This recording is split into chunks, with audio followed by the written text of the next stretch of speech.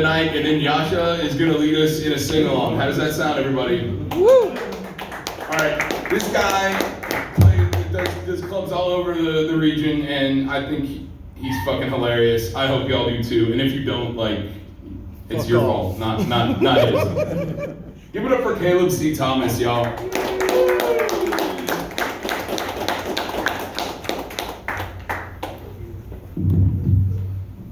Hey y'all, how's everyone doing tonight?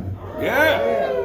I'm gonna rearrange some shit because if I don't, I will knock it over and they will be mad. Rearranging all this shit on this rug, like it reminds me of visiting my great aunt's house. Every time I go over there, she would be like, oh shit. See, it almost got real bad. Every time I go over there, she would like have me rearrange her house, you know, and she'd give me $5 for it. And I didn't think about it till like years later, but it's like she gave me $5, but she also like would watch me, you know, like bending over. Every now and then I get a squeeze on the butt. I told someone that they're like, Caleb, I think you got mildly molested. I was like, no, I got $5 every time I'm visited. A little bit about me, my name is Caleb. I used to be a Christian missionary. I write poetry and I cry a lot. I also once choked a dude out after he aggressively mocked my karaoke performance, so I ain't no bitch. I got layers. Also, don't fuck with me when I'm singing Rihanna. That's my bad bitch, sad bitch playlist. Rihanna and Alanis Morissette. Just drive around tears. Speaking of tears, Laurel, you did amazing. Give it up for Laurel. Yeah. Hell yeah, give it up for her. Go check out her band. It was Mockingbirds at Midnight or Mockingbirds? Moonlight. Mockingbirds in the Moonlight. Go check that out. It was amazing, but also fuck you, Laurel. Made me cry before my set. I cried before most sets, but not so soon before.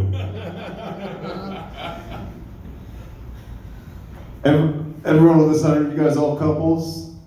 Yeah. There's few enough of you that I can ask each of you.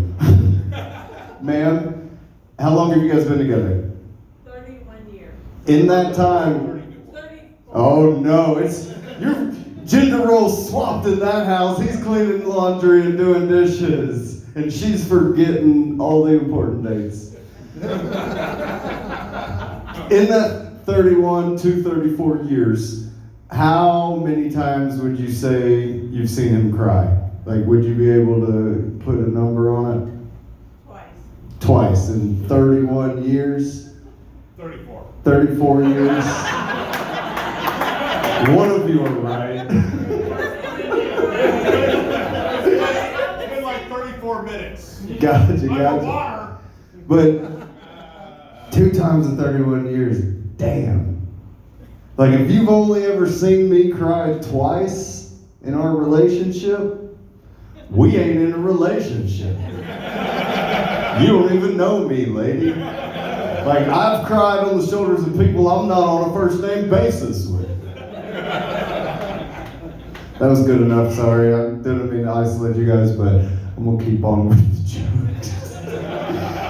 Before I get into material, like, a lot of the other comics and acts and stuff, like, reminded me of things that I just wanted to share there. Anyway, Fedden, you talked about, like, using your therapist to work out jokes. I ain't got a therapist. You guys are gonna have to do. If you want to get me a therapist, there's a tip jar right here. Maybe we could work something out. It's just the comedy copay. But I do have a psychiatrist because I need my meds. Actually, the people around me need my meds.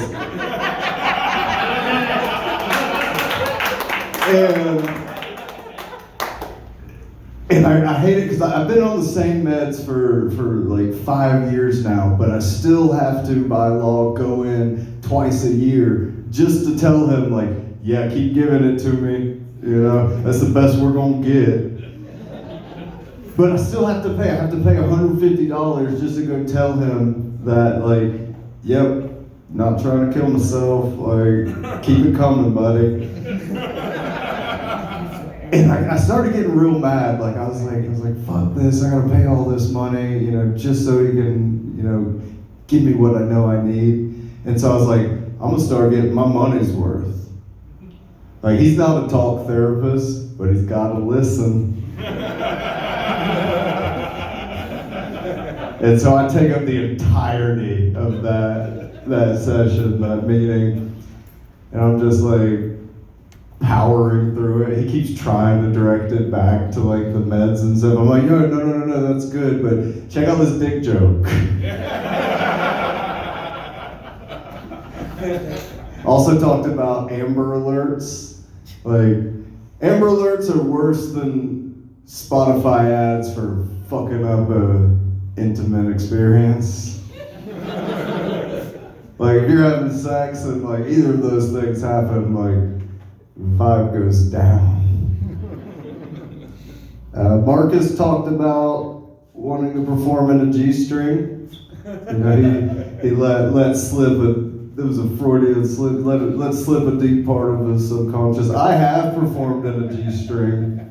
I've done like several around you know, the area. I've done like underwear comedy shows, and I like to do stuff like that because I like to push myself out of my comfort zone, you know, burn off the insecurities and stuff like that.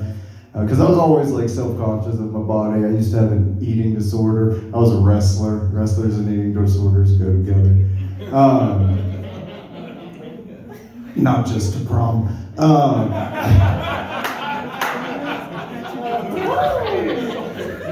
But yeah, I was always real self-conscious of my body. I started getting more confident in my comedy, and so I was like, I'm gonna do this, you know. And each time I did another one, I wanted to up the ante. And so I was doing an out-of-town show. I was up in Dothan, Alabama, and I was like, I'm gonna bring it, you know. And so I went and bought a man thong. I didn't know where to buy a man thong.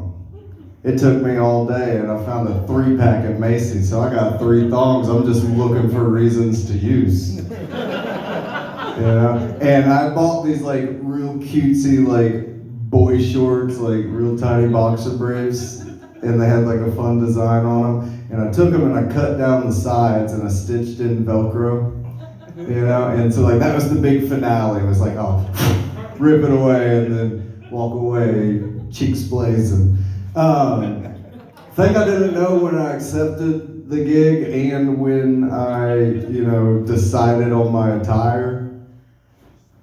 This show was at a gay biker bar in Dothan. I was already wearing the underwear. Can't back out now. Yeah, and I didn't know there were gay biker bars in Dothan, but I guess like good for them. There was only 3 people there. Like it was like, this is an amazing crowd compared to that, because it was just like 3 burly bikers just looking at my ball sack. Because that's what happened. I ripped those boy shirts off. I didn't practice it enough, evidently, because like I do, and it's just like, whoop, just hanging brain. Marcus also talked about circumcision. I got a pretty great circumcision. I'm proud of that doctor's work. My parents, they were so happy with it. They tried to like throw him some extra money, and he's like, I've already had enough of the tip.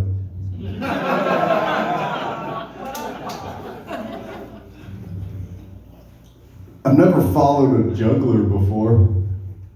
That's a first. But I like finding comedy first and stuff. Like Jerry talked about Pitbull. I once, and this was before the whole Chris Rock slap thing. You know, people, when that happened, people were like, oh, what's gonna happen? People are gonna rush the stage more. And it's just like, go to Panama City, they'll rush your fucking stage. You You know, there's this guy that just looked like a mini pit bull, and I'm just like, come back, come back. Oh, what else was I gonna say? Oh, just other kind of crazy weird shows. Like I've done shows at nursing homes. I had to warn everyone, like, lower your expectations as far as laughter is concerned. Like they don't have the lung capacity. I've done shows at halfway houses. I've done shows at prisons. I did this one show at prison, and there's a guy in the front row that has not just a face tat, but a teardrop tat. I'm like, I know what that means. You're scary. And so, like, I'm doing my silly bullshit. This was early on in comedy, and so the bullshit was even shittier and bullshittier, or sillier and more bullshittier. I'm doing this story about a lizard. This lizard named Nico, and I get to this point because, like, I'm talking about how I accidentally killed Nico because he had been on my AC unit, and I turned that on, and it just sucked him up in there, and it's just like, he's still in there. You know, just jangling around, reminded me of my mistakes in the morning. I'm like, Nico! And I get to this point where I'm like, I killed him. He was my best friend, and I killed him. Face tat jumps up. Like, I'm like, oh no, he's rushing the stage. And he just like kind of bends over, and like he gets like a moroseful look on his face, and he's like, I know how you feel! But yeah, Bernie, sure, whatever it takes for us to bond, just stay there. Okay, let's get into some bits. I was driving the other day, and someone cut me off in traffic, and he was like, fuck you, Jesus! I don't know if it was like a comment on the luscious locks, you know, or if he was just working through some shit with his own personal Lord and Savior. But people tell me I look like Jesus, but like, I look like Jesus if he came back without the ability to have abs and facial hair that connects. As someone once said, it's like, Caleb, you look like Jesus came back to be a stepdad. Just turning water into infant formula for other dudes' kids. That's not the worst person I've been compared to. I've been compared to Chubby John Mayer. Anyone have anyone that they get compared to that you're just like, fuck that, I don't see that? Castro. Castro, I can see it.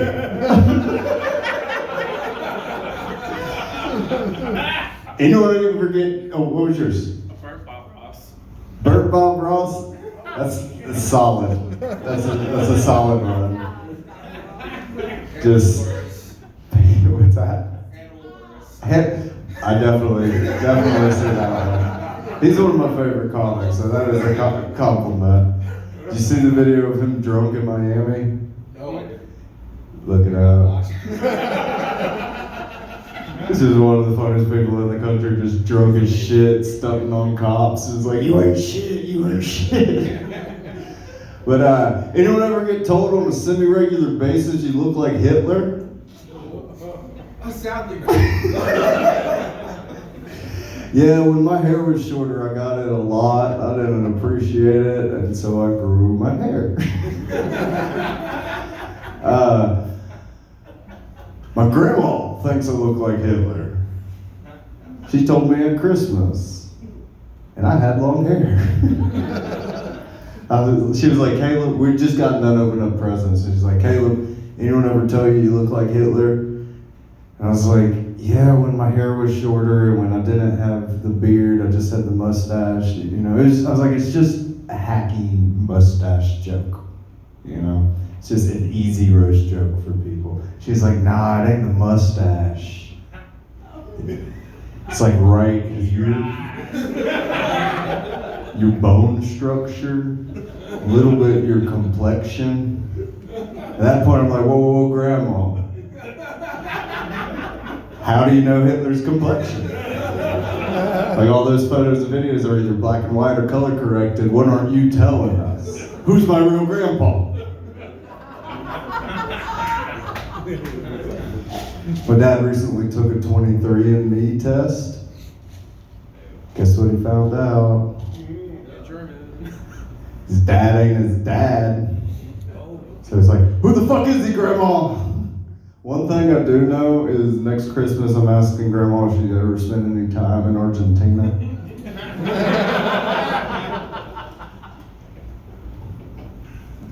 So when my hair is short, people tell me I look like Hitler. When it's long, I get Jesus. When it's in the middle, just shaggy, I get Che Guevara.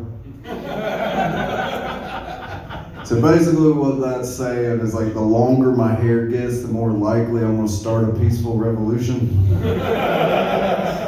Like God help us if I go bald. But I'm not Hitler. Nobody's Hitler. He ruined that name. They were just like, nah, not anymore. Call us the Joneses.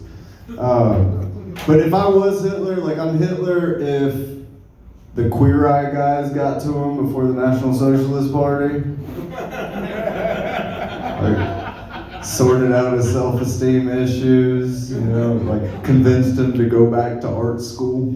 And while he was there, he met a nice young Jewish boy. They settled down, opened up a summer camp together. That's the type of Hitler I'd be. I'm glad you guys are laughing at that, because sometimes when you compare yourself to Hitler, people don't dig it. Like they think you're trying to say something, and I'm just like, no. I'll go on the record. I don't mind going on the record as I don't like Hitler. Like, if he was right, exactly, you get it? If Hitler was like right there, right now, I'd be like, get out of here, Hitler. I'd be like, see you later, alligator. After a while, Sieg Heil. I'm glad you guys laughed at that one too. It's real risky throwing a Sieg Heil out. Luckily, I'm adorable. You know how you know you're adorable? It's like you tell a crowd of people you're adorable, they just go, oh. I'm like a teddy bear with a strap on. It's like it's adorable. Pretty fucking weird though. Who made this?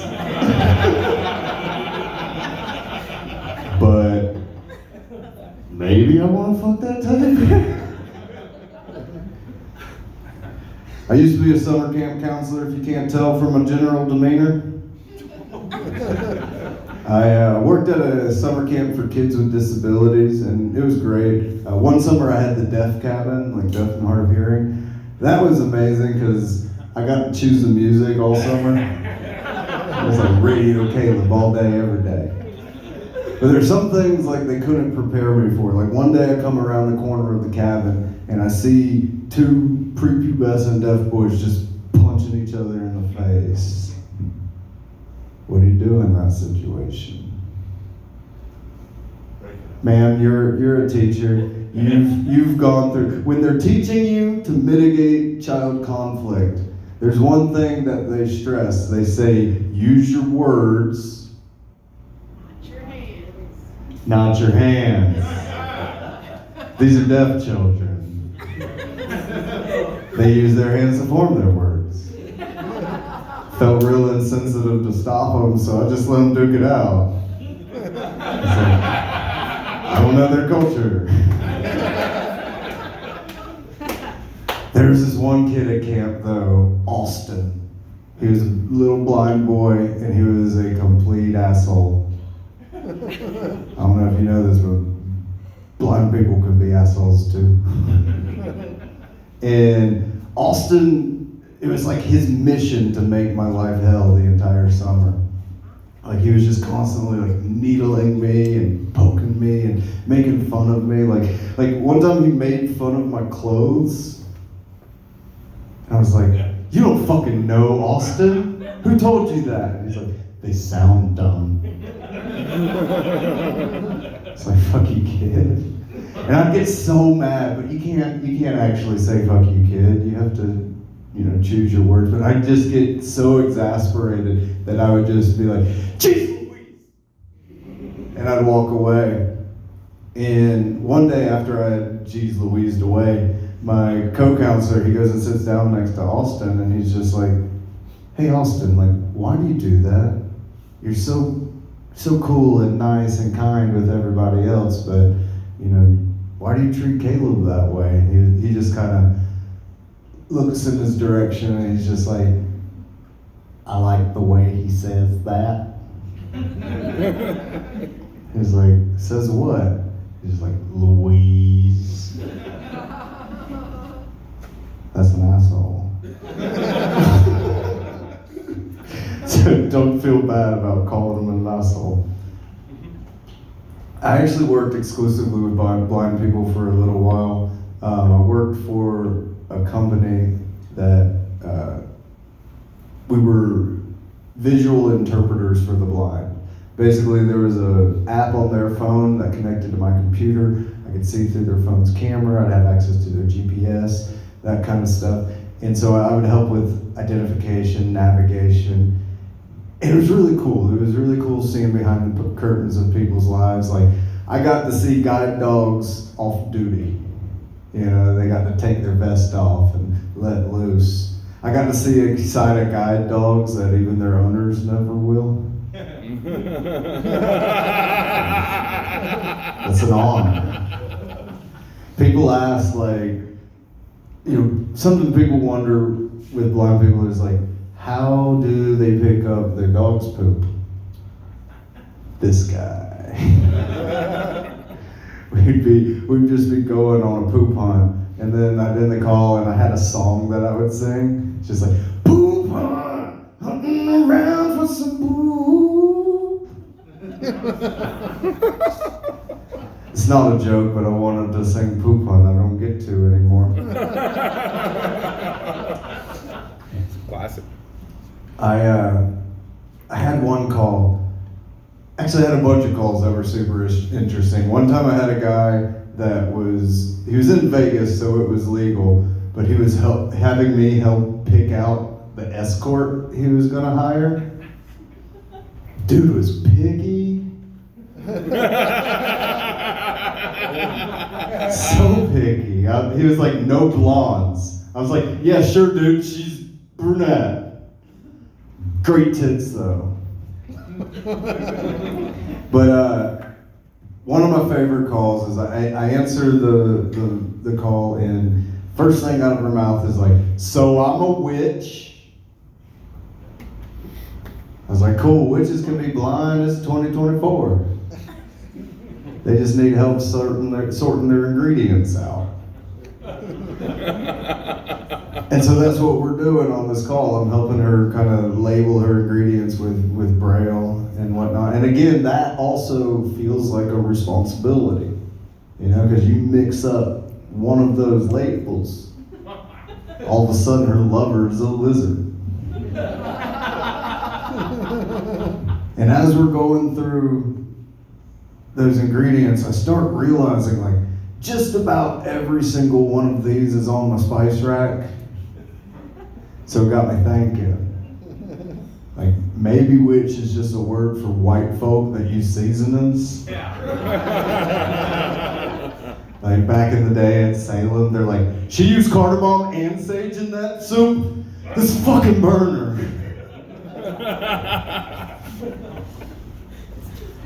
Also used to work at a feed store, if you can't tell from my voice. Speaking of my voice, like I am from the rural South. Rural's a real fun word. It's a vernacular anomaly because even if you don't have a Southern accent, when you say rural, you do. And if you do have a southern accent, it just sounds like you're cranking up an old rusty lawnmower, just roaring.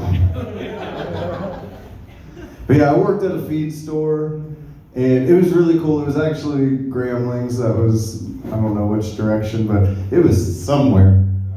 Not too far? Okay. It was really, like, it just recently burned down after over 100 years, and very sad. I cried. But it was really cool working there because it was like working in a piece of history.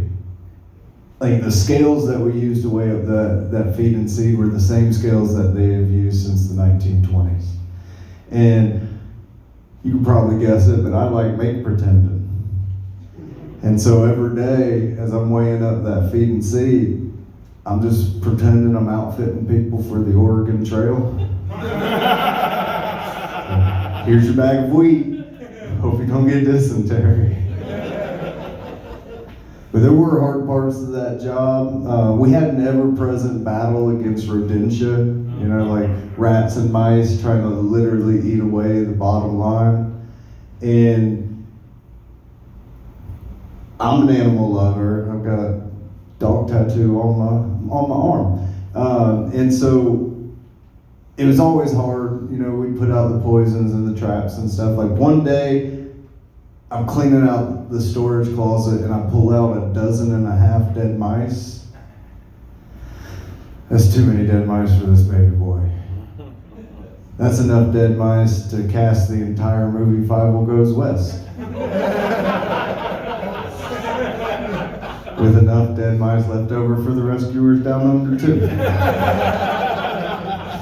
Anyone ever stop and think what the fuck was up with mice movies in the 90s? Like, why were there so many? We can list them: Secret of Nim, Great Mouse Detective. We can keep going, but we're losing rhythm. But like, what coked out Hollywood executives? Like, they like mice.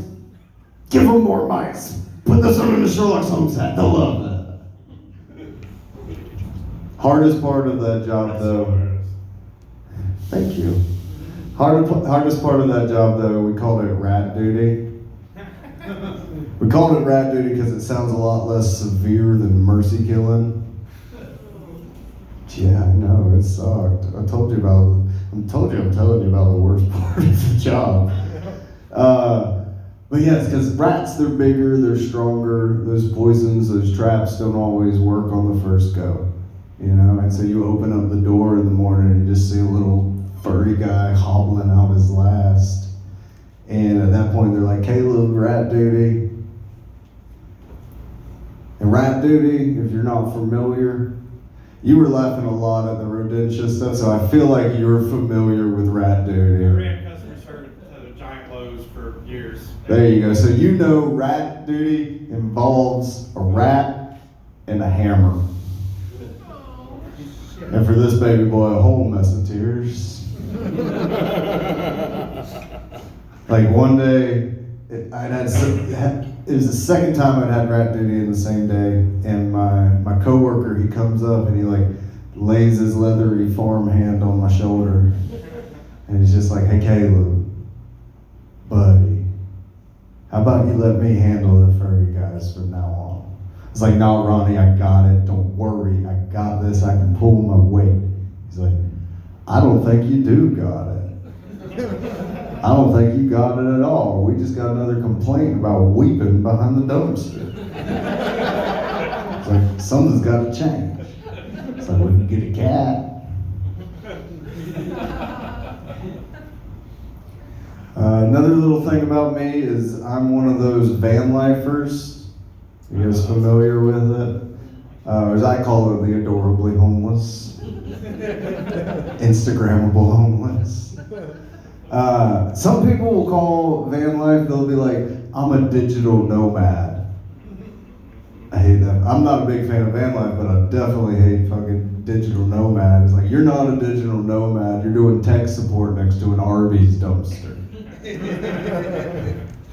But when you tell people you live in a van, inevitably someone thinks they're being clever, and they'll give you the old, is it down by a river? It's like, yeah, man, if I can manage that, like that's ideal. It's peaceful, it's serene. But I do comedy. Comedy takes place in cities. And I don't know if you've ever been to a municipal river. Not as peaceful. There's a lot of like needle receptacles though, if you're in need of that. And so no, I'm not living in a van down by the river. Most of the time I'm living in a van down by the Planet Fitness. But that's its own type of beauty. You know, anyone ever been drunk in a Planet Fitness? Looking at you, Hannibal. You're my best bet in this room. You're the only one that looks like they've been to a gym. Not a drinker? Oh, big drinker. Well, I suggest, here's a fun Friday night. Like, you go in there, because they have the massage beds, you know, like the black card service. You can go in there, you get blitzed and get jiggled. It's a great way to start or end a Friday night. I'll tell you about the worst part of van life, and then I'll get out of here. Actually, after this, do you guys want to hear some poetry? Yeah. All right, since this is like an all arts thing. So, but first, let me tell you about the worst part of van life. It's what they call the knock in the van life community. And basically, it's just someone calling the cops on you. Cops come out in the middle of the night and knock just to make sure, you know, you're not creepy. But people will just make shit up. You know, they'll call in false threats and stuff like that. And it sucks. Like, I've had the knock 5 times. 3 of those times, people have called in tips saying that, like, I had like a screaming, crying woman that I was keeping in my van. I was like, nah, it's just a bad day. If the van's are rocking, don't come and knock, and that's because Caleb's inside having a violent panic attack. But the worst two was twice I had people call in saying that they saw me smuggling kids. Fuck that. That's a nuclear bomb to throw at a complete stranger. Also, you don't realize, like, kid smugglers aren't traveling in vans anymore. It's more like private jets.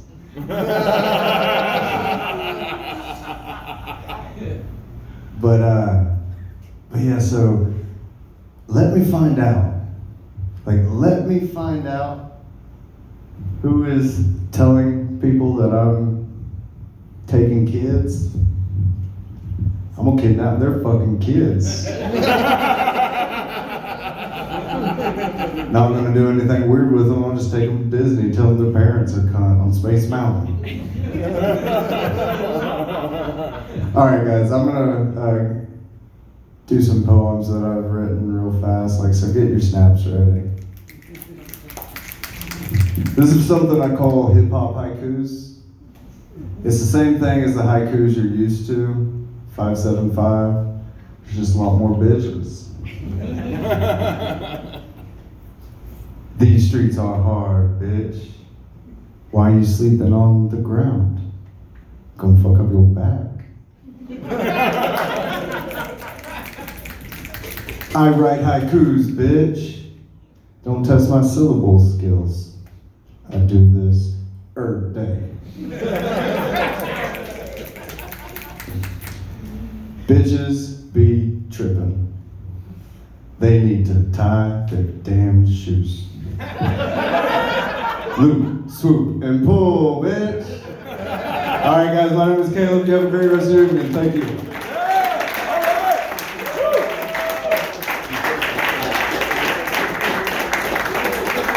Give it up again for Caleb C. Thomas.